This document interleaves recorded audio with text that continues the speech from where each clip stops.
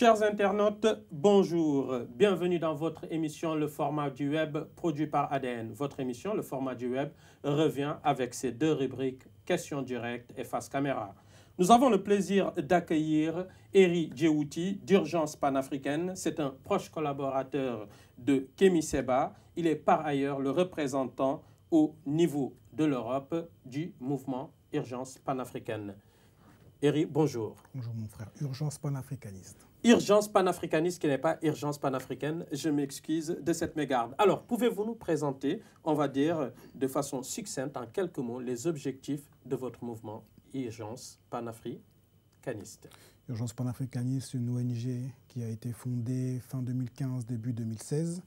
Elle est présidée par Kémy Séba, qu'on ne présente plus, activiste, polémiste, essayiste, chroniqueur journalistique. C'est une ONG qui agit au niveau d'une action à double volet.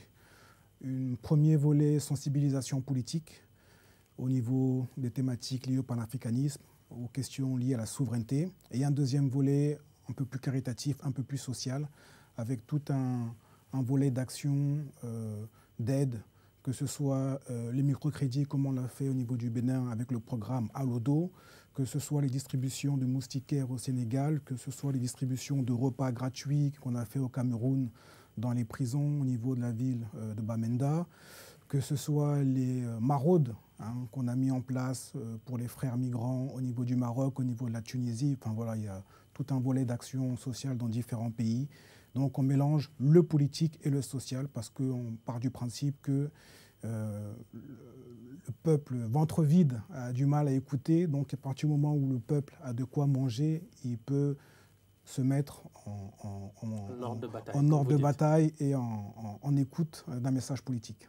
Alors, en écoute d'un message politique, comme vous l'avez rappelé, volet social et volet politique, il n'en demeure pas moins que le volet politique prend souvent le dessus, et peut-être même tant mieux.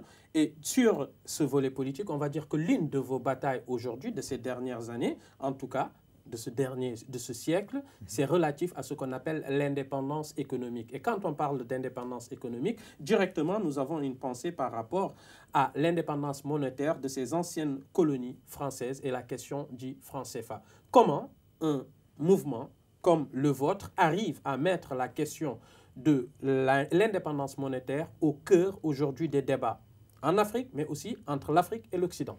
Je pense qu'il faut déjà partir dans une démarche d'humilité. Nous ne sommes pas les initiateurs du combat contre le franc CFA. On a eu des devanciers, on a eu des pairs à partir desquels on a observé leurs actions. Et on s'est dit que notre génération se devait d'au moins les égaler, mais d'essayer de faire mieux.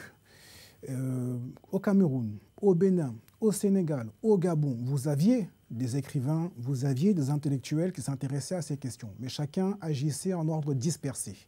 Et on s'était dit qu'à l'heure de l'Internet, on s'était dit qu'à partir du moment où dans de nombreux pays d'Afrique, nous sommes soumis aux mêmes problématiques, pourquoi nous ne pouvons pas faire de mobilisation commune? Donc le mot d'ordre était en un même jour et en différents pays africains ou même des Caraïbes, faire des mobilisations contre le franc CFA en utilisant les réseaux sociaux. Et c'est comme ça que Kémy Séba, fin décembre 2016, avait décidé de lancer pour le 7 janvier 2017 la première journée de mobilisation contre le franc CFA. Il a pris l'initiative de lui-même, il a posé une date et ça a fait une sorte d'appel d'air parce que sa notoriété n'est plus à faire. Et ce qui est très important à retenir, c'est la méthode. Il aurait pu appeler chaque mouvement, réfléchir, est-ce qu'il faut qu'on fasse la journée, à quel moment on doit la faire. Et vous savez un peu les espèces d'inertie, de bureaucratie qui sont nos associations. Il aurait fallu que chaque association réunisse son conseil, etc. Et on aurait pris du temps. Il a posé une date, d'accord? Et le but était de faire en sorte que chacun prenne ses responsabilités là où il se trouve et rejoigne le mouvement. Et c'est comme ça que de mois en mois, les mobilisations se sont multipliées. Le front anti-CFA s'est élargi. Et en faisant remonter cette question à partir de la base, à partir des populations et non plus d'une simple élite, on a fait en sorte qu'on a réussi à imposer la question du franc CFA dans l'agenda politique. Donc vous l'avez sorti des bureaux, vous avez sorti ça des conseils d'administration, vous avez paupérisé la question, on va dire, du franc CFA. Vous avez fait que la population, le vendeur du marché, s'en acquièrent et puis comprennent, on va dire, quelque part les enjeux. C'était ça l'objectif. Mais je pense qu'il ne peut pas y avoir de révolution sans qu'elle soit prise en main par les masses. Et pour que les masses se sentent concernées par un problème, il faut faire un travail au niveau de la méthode, au niveau du discours. Être capable de vulgariser les questions les plus techniques, d'accord, pour que la vendeuse d'arachide se dise que oui, cette monnaie nous pose un problème. Pour que le producteur de coton se dise que finalement, à travers la question du franc CFA, il a un problème au niveau de sa production. Et c'est ce travail qu'on a fait de débat, hein, faire en sorte que chaque Africain, dans chaque pays, dans chaque capitale, même dans la ville la plus reculée en campagne, puisse avoir une salle où il y aurait un débat sur la question du franc CFA. Cette mission, elle aurait dû normalement être faite par nos élites, elle aurait dû être faite par les responsables. Ça n'a pas été le cas. Et je pense qu'à un moment donné, il faut qu'on arrête de se plaindre, il faut qu'on arrête d'attendre que les choses nous tombent du ciel ou d'un état-providence qui n'existe pas. Il faut que la société civile soit capable de s'organiser. Et c'est pour ça que justement, ce front anti-CFA a pu rassembler des centaines et des centaines d'associations sur tout le continent africain. Alors, nul doute que la plupart peut-être des gens de l'élite comprennent pourquoi on est contre le franc CFA. Si aujourd'hui vous devriez, mais très rapidement, expliquer quelles sont vos réserves, pourquoi vos réserves que vous avez sur le franc CFA, très rapidement, parce qu'on ne va pas rester dans une approche technique, mais très rapidement. Mais je pense même qu'on peut même aller plus loin, oui, à travers le franc CFA, la future monnaie qui arrive, l'éco. On va venir là-dessus. Une monnaie qui n'est pas battue sur le continent africain.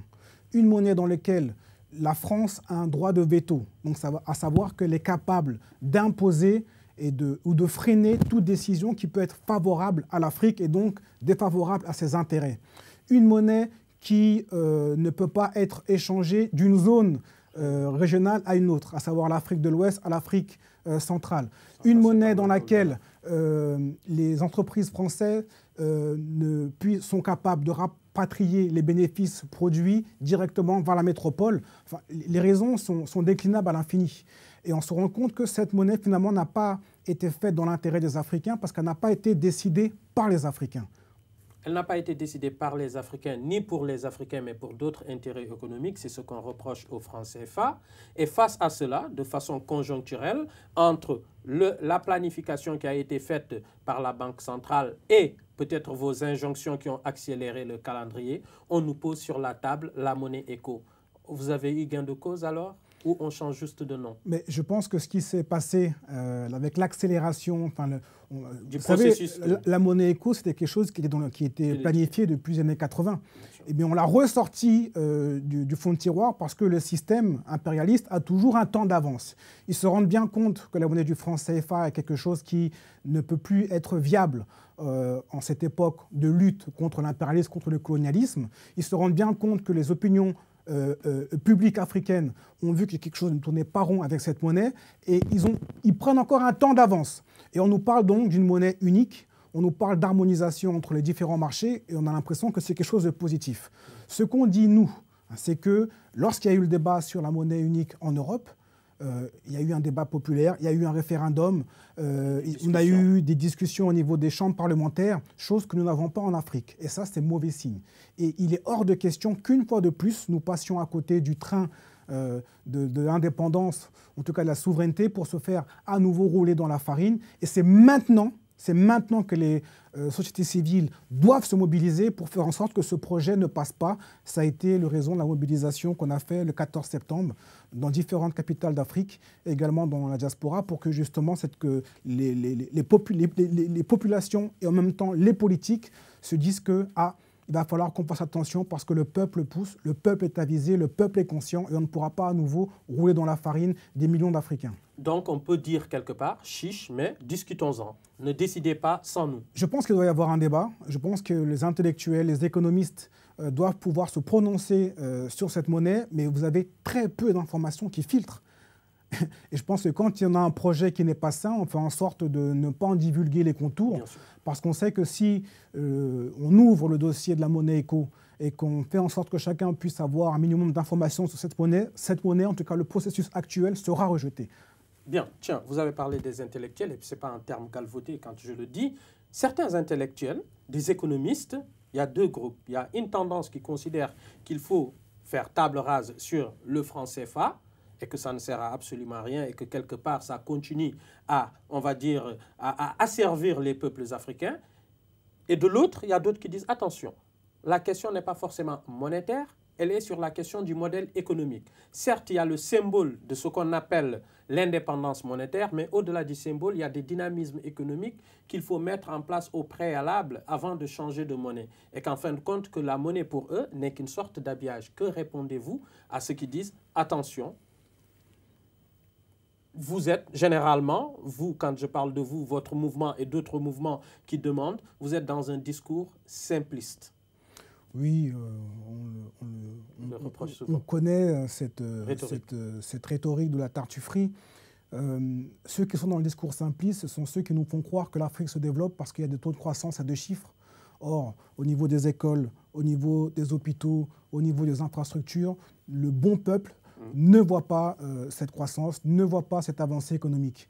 Il y a des gens qui ont été formés dans un moule occidental et on leur a appris à réciter ce que la Banque mondiale ou ce que le FMI leur ont appris. Et puis vous avez d'autres, entre guillemets, intellectuels, d'autres penseurs. L'intellectuel, c'est celui qui a une vision pour la société, c'est celui qui est capable de démêler les enjeux d'un monde en évolution et de l'expliquer à son peuple pour que son peuple s'élève. Nous faisons plutôt partie de cette catégorie. L'intellectuel n'est pas fonction du nombre de diplômes, n'est pas fonction des grandes écoles en Occident ou aux États-Unis sur l'économie. L'intellectuel, c'est celui qui défend les intérêts premiers du peuple. Et à ce titre-là, oui, nous défendons les intérêts du peuple. À ce titre-là, nous demandons à nos dirigeants, d'accord, à nos hommes politiques, d'écouter un peu les milliers d'associations, d'organisations de la société civile qui travaillent sur des questions précises économiques, d'accord, qui ont un savoir-faire, qui ont une compétence et qu'on n'écoute pas assez. Ce sont ces gens-là qu'il faut écouter parce que ce sont eux qui sont au contact des populations, ce sont eux qui prennent le pouls du peuple et qui sont capables de défendre ses revendications. Voilà pourquoi nous avons une chose qui est simple. Populiste, oui. Si c'est dans le sens de celui qui défend les intérêts du peuple, alors à ce moment-là, nous sommes fiers d'être populistes. Bien, alors, vous êtes fiers d'être populiste, et là, ce n'est pas un mot galvaudé ni un mauvais mot dans votre bouche. Alors, peut-être une dernière question sur cette question du franc CFA, elle est très intéressante, on peut faire un long débat là-dessus. D'autres vont citer l'exemple en disant, mais écoutez, des pays, par exemple, comme la Mauritanie, qu'on a abordé hors antenne tout de suite, ont eu leur monnaie très tôt, et d'autres pays ont eu leur monnaie, et que ça n'a pas changé grand-chose. On connaît cet exemple, il y a la Mauritanie, il y a également l'exemple de la Guinée. On nous dit également le Libéria, quand le Libéria a voulu être indépendant. Ou on nous parle même d'Haïti, quand Haïti a voulu son indépendance, regardez dans quel état ils sont. Il faut toujours s'intéresser au contexte. Dans quel contexte on a octroyé les indépendances à ces pays. Et vous vous rendez compte que tout a été fait pour les brimer dans leur développement, pour qu'ils ne puissent pas susciter un exemple en termes de souveraineté. Ce qu'on dit, c'est que l'indépendance, la souveraineté, c'est un parcours qui est long, difficile, qui n'est pas, sans embûche, mais c'est un processus de dignité. Chaque peuple, à un moment donné, qui doit avoir son indépendance, chaque peuple qui veut s'élever, doit connaître une période un peu de turbulence avant d'atteindre la prospérité. Et il vaut mieux atteindre cette croissance, ce confort avec les difficultés, plutôt que de rester dans un statut de semi-colonisé dans la misère, comme le sont la plupart des pays de la zone francophone. Bien. Nous sommes sur ADN, nous suivons notre émission Le Format du Web. Nous avons comme invité Eri Djewouti. Exactement. Alors, quand on parle de la monnaie africaine, je ne peux ne pas avoir une pensée pour mon ancien professeur Badara Djoubaté à l'université de Reims, qui nous a toujours alertés sur l'importance de réunir les forces africaines pour changer de monnaie. On va toujours continuer avec votre mouvement Urgence panafricaniste, parce que réellement, il n'y a pas que la question du franc CFA, même si elle est centrale, elle est importante, elle est symbolique, et au-delà d'être symbolique, elle est réelle parce qu'elle concerne le quotidien de tous et de toutes. Alors, en dehors de cela, en parallèle, vous menez, on va dire, des actions sur la question politique. Et quand on mène des actions sur la question politique, je me pose la question. Aujourd'hui, comment définirez-vous ou expliquerez-vous la notion du panafricanisme renouvelé ou celui du XXIe siècle par rapport à celui de Cheikh Anta Diop, de Kwame Nkrumah et j'en passe? Je pense que c'est une question qui est très, très, très intéressante parce qu'on a un monde intellectuel, lorsqu'il s'exprime sur la question du panafricanisme, qui ressasse, qui rabâche et qui nous décrit le monde des années 60, au moment de l'indépendance, avec les pères fondateurs du panafricanisme, sans l'adapter à la vision du monde actuel. Et de plus en plus globalisée, ouverte, circulation, où ce n'est plus bipolaire entre le communisme directement et le capitalisme. Voilà pourquoi quand on a une classe politique, comme dans nombreux pays d'Afrique, qui nous parlent de gauche, de droite, qui nous parlent de socialisme, de libéralisme, on a envie de leur dire, mais mettez-vous un peu à la page. Le panafricanisme du XXIe siècle, le panafricanisme d'aujourd'hui, ce sera un panafricanisme qui sera capable d'apporter sa singularité au monde. L'Afrique ne sera écoutée, ne sera respectée qu'à partir du moment où elle sera capable de s'aligner non plus sur le bloc atlantiste, non plus forcément sur le bloc russo-chinois, mais de faire valoir ses droits avec différents partenaires. D'accord ? Et à partir de là, je pense qu'il faut qu'on soit dans une logique de stratégie, dans une logique d'alliance. C'est un peu ce qu'on fait actuellement au niveau de l'ONG Agence panafricaniste. On a des alliances, on a des contacts avec les grandes puissances, que ce soit la Russie, que ce soit Cuba, que ce soit l'Iran, parce qu'on considère que le discours du panafricanisme doit être capable de tirer son épingle du jeu des évolutions du monde.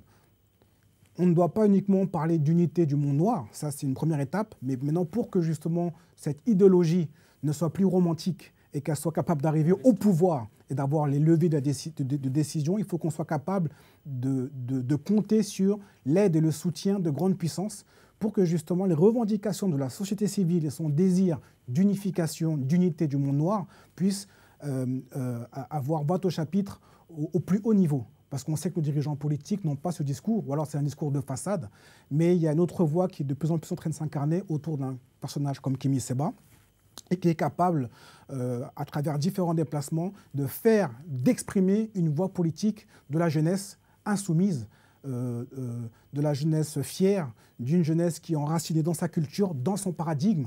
Et c'est là-dessus qu'il faudra véritablement travailler dans les années à venir. Il ne faut plus que nous ayons d'organisations, par exemple, qui soient financées par les Soros, d'accord, qui vont décider des différents agendas sociétaux dans nos pays en Afrique et qui vont servir de chevaux de Troie à l'impérialisme occidental. Il faut qu'on soit capable de faire valoir nos droits à la différence, le primat de notre civilisation, de nos valeurs. Et c'est là où on doit faire un travail je ne sais pas comment on peut dire, mais de mise à jour du panafricanisme pour qu'il soit aux normes de ce XXIe siècle. Alors, je vous entends dire en filigrane, est-ce à dire quelque part aussi qu'on prépare peut-être Kémy Séba pour un engagement politique, c'est-à-dire le prolongement de vos actions, on va dire, en tant qu'organisation non gouvernementale? Tout dépend de ce que vous appelez engagement politique. On a souvent tendance à faire rimer engagement politique avec électoralisme. L'engagement politique, c'est ce que vous faites déjà pour vous. La participation à la vie de la cité. Lorsqu'on fait du caritatif, lorsqu'on fait du social, on fait de la politique. Lorsque Kémy Séba sillonne le monde afro, à sensibiliser le peuple noir à son unité, à essayer un peu de fédérer les choses, de structurer pour qu'ils soient dans une logique de responsabilité, c'est la politique. Lorsqu'il ouvre au Bénin le centre PANAF, avec une initiative économique qui veut valoriser la production agricole locale, c'est du politique. D'accord ? Donc il ne faut pas uniquement restreindre le politique à l'électoral, à la voie électorale. Cette période, cette étape, cette séquence politique viendra lorsque ce sera le bon moment. Elle viendra si on sent qu'il y a un désir de la part des populations pour qu'ils se présentent à un mandat électoral. Il ne faut jamais insulter l'avenir. Mais pour l'instant, on est dans cette logique, dans cette phase de sensibilisation politique. Et c'est dans ce rôle que Kémy Séba est le plus publicité, que ce soit en Afrique que dans les Caraïbes. Alors, tiens, on va en profiter. Kémy Séba qui se bat pour les causes africaines, qui sillonne généralement l'Afrique, mais qui a une difficulté à trouver un ancrage, autant pour moi, africain. Très souvent, dans des pays, il y a une difficulté à l'accueillir ou bien il y a une réticence de l'élite politique, bien évidemment. Bien sûr, mais c'est eux, pour le moment, qui peuvent décider. Et si jamais Kémy Séba devait avoir un ancrage, ça sera où? Au Bénin? Déjà, il faut relativiser, mon cher frère, ce que vous appelez difficulté à avoir un ancrage. Les difficultés, c'est par rapport à une caste politique, par rapport à une élite qui, à pied est main liée avec les impérialistes que nous combattons. Mais au niveau des populations, sans flagornerie, il n'y a pas un dirigeant, il n'y a pas un activiste panafricain qui peut réunir autant de monde que lui dans différents pays. Vous parlez d'ancrage, je ne sais pas pourquoi vous voulez absolument le limiter à un pays. Non, Partout, pas forcément le limiter. Sur le combat, de toute façon, il transcende les nationalités. Maintenant, sur la question, par exemple, si jamais on voulait transformer ça en action politique locale, supposons par exemple si le mouvement panafricain disait, écoutez, nous allons prendre une commune et on va la transformer. De toute façon, il est installé au Bénin. Voilà. Il est installé au Bénin, il vit au Bénin depuis son expulsion du Sénégal en 2017. C'est là-bas qu'il a ça peut être un laboratoire. Il a mis en place le centre PANAF. C'est là-bas qu'il a ses habitudes. C'est là-bas qu'il a ses liens familiaux. Donc, il est très bien installé là-bas. Il n'y a pas une semaine sans qu'il soit, on va dire, interpellé, invité par des personnalités politiques locales. Je vous fais une confidence. Donc, les choses sont en train de se faire. C'est lui qui prendra la décision. C'est lui qui verra ce qu'il y a lieu de faire. Mais je pense que naturellement, si initiative politique électoraliste il doit y avoir, ce sera bien entendu dans son fief au niveau du Bénin. Bien. Alors, on ne peut pas finir cette émission, surtout que ça passe très vite et elle est très passionnante, on ne peut pas finir cette émission sans pour autant évoquer aussi les relations entre les afrodescendants ou les Africains de façon générale et ceux qui sont de la diaspora, d'autant plus que vous êtes le représentant au niveau de la diaspora, on va dire au niveau de l'Europe plutôt. Quel regard portez-vous sur cette affaire de racisme sur Lukaku qui devient une question de racisme inversé ou de racisme anti-blanc et devient une affaire Lilian Thuram pour faire très court? Difficile de faire court sur une question... Non, moi, ma question, je vais essayer de faire court. Aussi vaste, mais je pense qu'il faut, à un moment donné, qu'on arrête sur cette histoire de racisme. Le racisme, la lutte contre le racisme n'est pas un combat. Lutter contre le racisme, ça voudrait dire que nous passerons l'essentiel de notre temps à vouloir montrer, à vouloir convaincre les Européens que nous sommes comme eux, que nous avons 2 bras, 2 jambes, que nous avons du sang qui coule dans les veines. On n'a pas à se justifier, on n'a pas à prouver devant ces gens-là. D'accord? C'est un peu comme lorsque vous courtisez une femme, plus vous lui courez derrière, plus vous lui courez après, et moins elle aura d'intérêt pour vous. En tout cas d'estime et de considération pour vous. Je pense qu'il est important que la diaspora africaine qui est en Europe, qu'elle se structure, d'accord, de façon économique, et quel est le regard porté, non pas sur l'accession à des postes de responsabilité en Europe, mais quel est le regard porté sur ce qui se passe sur le continent africain. Qu'elle essaye de porter, de soutenir financièrement tous les mouvements qui sont sur le continent africain et qui essayent de lutter contre les histoires contre les dictateurs. Voilà ce vers quoi la diaspora doit être tournée. Sur la question du racisme au niveau du football, elle est révélatrice de quelque chose, c'est qu'on a encore on a encore un peuple qui a besoin du regard de l'autre, qui se regarde à travers le regard de l'autre et qui n'a pas assez confiance en lui et en son caractère divin, magistral, royal. Et je pense qu'à l'avenir, et ça c'est Kémy Séba on fera l'annonce, mais je pense qu'il est important qu'on soit plus dans une logique de développer les solidarités économiques, d'accord, solidarité entre les Africains, plutôt que de chercher à vouloir convaincre les autres de nous accepter, de nous aimer, alors que s'ils ne nous aiment pas, s'ils ne nous considèrent pas, c'est parce que l'Afrique n'est pas libre. Tant que l'Afrique ne sera pas libre, tant que l'Afrique ne sera pas souveraine, il pourra se passer 1 milliard d'actes de racisme à l'embauche, discrimination au logement, ça ne changera pas. Et je pense le problème qu'on a, c'est qu'on inverse les priorités. On veut montrer aux autres que nous sommes comme eux, alors qu'il faudrait plutôt qu'on s'organise pour libérer notre continent. Et à partir de là, je peux vous dire que partout où on sera respecté. Il suffit juste de prendre l'exemple d'Israël. Les Juifs n'ont jamais été autant respectés que depuis qu'ils ont eu leur État en 1945. Voilà. Bien.